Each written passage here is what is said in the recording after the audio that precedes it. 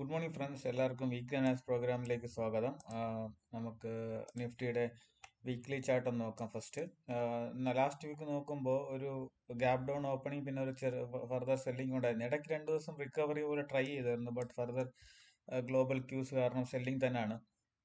ഇപ്പോൾ നിഫ്റ്റി ഒരു ഒരു ക്രിട്ടിക്കൽ ഏരിയയിലാണ് നിൽക്കുന്നത്. ഈ ഒരു സപ്പോർട്ടിന്റെ മുകളിലാണ് ക്ലോസ് ചെയ്തത്. താഴെ വരാൻ ട്രൈ ചെയ്തായിരുന്നു, പക്ഷെ മുകളിലാണ് ക്ലോസ് ചെയ്തത്. സോ ഈ ഒരു ഏരിയ വളരെ ക്രൂഷ്യലാണ്. ബട്ട് ഇപ്പോൾ ഞാൻ ഗിഫ്റ്റ് നിഫ്റ്റി നോക്കുമ്പോൾ ഫർദർ ഗ്യാപ് ഡൗൺ ആണ് കാണിക്കുന്നത്. സോ അതും പിന്നെ ഒരു ഫർദർ താഴോട്ട് വരാണെങ്കിൽ പിന്നെ അത് പ്രോബ്ലം ആവും. കാരണം ഇത് ഒരു ക്രൂഷ്യൽ സപ്പോർട്ട് ഏരിയ ആണിത്. പിന്നെ ഉള്ളത് ഒരു 22,800 23,000 റേഞ്ചിലാണ്. സോ ഈ ഒരു സപ്പോർട്ടിൽ ഒരു ഷാർപ്പ് ബൈയിങ് ഉണ്ടാവുകയാണെങ്കിൽ അത് വളരെ നല്ലതായിരിക്കും. ഓക്കെ, സോ നമുക്ക് ഡെയിലി ചാർട്ട് നോക്കുകയാണെങ്കിൽ ഡെയിലി ചാർട്ടിലും നെഗറ്റീവ് തന്നെയാണ് കാണുന്നത്. ഇവിടെ ഒരു ചെറിയൊരു പുൾ ബാക്ക് പോലെ തോന്നിയിട്ടുണ്ടെങ്കിലും ഫർദർ ഫ്രൈഡേ ഒരു ബ്രേക്ക് ഡൗൺ ആവുമായിരുന്നു. സോ ഈ ഒരു ഏരിയ വളരെ ക്രൂഷ്യലാണ്. ഈ ഒരു ഏരിയ ബ്രേക്ക് ഡൗൺ ചെയ്യാൻ പാടില്ല. 24,300 അതിന് താഴെ പോവുകയാണെങ്കിൽ വളരെ ബുദ്ധിമുട്ടായിരിക്കും. ഓക്കെ, ബാങ്ക് നിഫ്റ്റി നോക്കുകയാണെങ്കിൽ ബാങ്ക് നിഫ്റ്റി ഫർദർ ഒരു ബ്രേക്ക് ഡൗൺ പോലെ കാണിക്കുന്നുണ്ട്. ഒരു സപ്പോർട്ടിന്റെ ബ്രേക്ക് ഡൗൺ പോലെ കാണിക്കുന്ന നല്ലൊരു സ്ട്രോങ് ക്യാൻഡിൽ ബ്രേക്ക് ഡൗൺ ആയിട്ടുണ്ട്. വീക്ക്ലി ക്യാൻഡിൽ ഒന്ന് നോക്കാം. വീക്ക്ലി ക്യാൻഡിൽ നല്ലൊരു സ്ട്രോങ്ങിഷ് ഒരു നെഗറ്റീവ് ക്യാൻഡിലാണ്.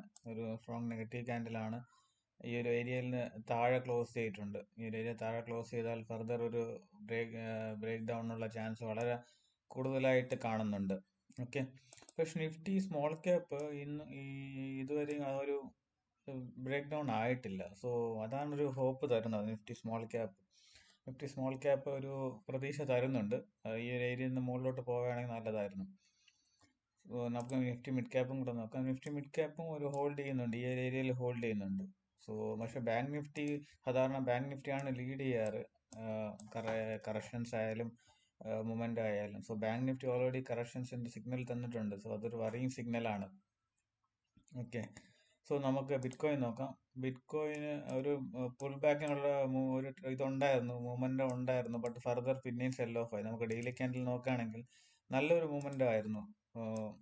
ഇവിടെ നിന്ന് ഒരു 68,000 74,000 നല്ലൊരു മൂവ്മെന്റ് ആയിരുന്നു. പിന്നെ ഫർദർ സസ്റ്റെയിൻ ചെയ്തില്ല, അത് തിരിച്ചും താഴോട്ട് തന്നെ വരുന്ന ഒരു ഇതാണ് കാണിക്കുന്നത്. നമുക്കൊന്ന് 1 അവർ ചാർട്ട് ഒന്ന് നോക്കാം. 1 അവർ ചാർട്ടിൽ ഇവിടെ ഒരു ട്രേഡ്, പക്ഷെ പ്രശ്നം എന്ന് പറഞ്ഞാൽ ഇത്രയും ഒരു നല്ലൊരു പുൾ ബാക്ക് ഉണ്ടായിട്ടില്ല. അതുകൊണ്ടാണ് ഇവിടെ ട്രേഡ് ഞാൻ എടുക്കാത്തത്. കാരണം ഇവിടെ ഒരു ട്രേഡ് ഉണ്ടായിരുന്നു, ഇവിടെ നിന്നൊരു ട്രേഡ് ഉണ്ടായിരുന്നു.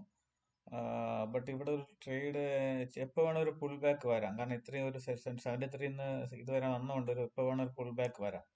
ഓക്കെ, സോ നമുക്കതിന് വെയിറ്റ് ചെയ്യാം. ഗോൾഡ് ചെറിയൊരു പോസിറ്റീവ് മൂല്യത്തിലാണ്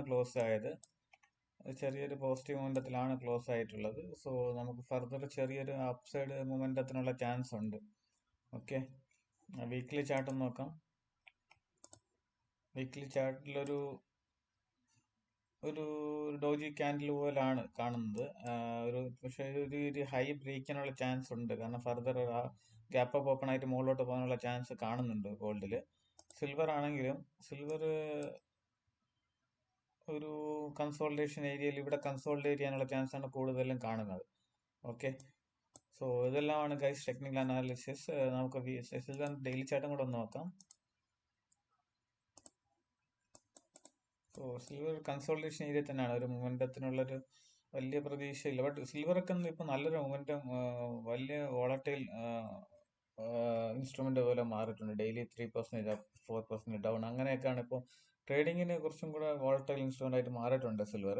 ഓക്കെ, സോ സിൽവർ സൂക്ഷിച്ച് ട്രേഡ് ചെയ്യുക. ന്യൂസ് എന്ന് പറയുമ്പോൾ മെയിൻലി അറിയാലോ നിങ്ങൾക്ക്, മിഡിൽ ഈസ്റ്റിലുള്ള വാർ തന്നെയാണ് മെയിൻ ന്യൂസ്. സോ അത് കാരണം ഓയിൽ സപ്ലൈ എല്ലാം ലോകത്ത് എഫക്ട് ചെയ്യാൻ ചാൻസ് ഉണ്ട്. സോ നമ്മൾ ഈ വാറിന്റെ പ്രോഗ്രസ് അനുസരിച്ചായിരിക്കും ഫർദർ മാർക്കറ്റിന്റെ മൂവ്മെന്റ് നമുക്ക് എക്സ്പെക്ട് ചെയ്യാൻ പറ്റുന്നത്. Okay, so okay guys, thanks for watching. നാളെ മീൻസ് മൺഡേ പുതിയൊരു വീഡിയോ ആയിട്ട് വരാം. Thank you.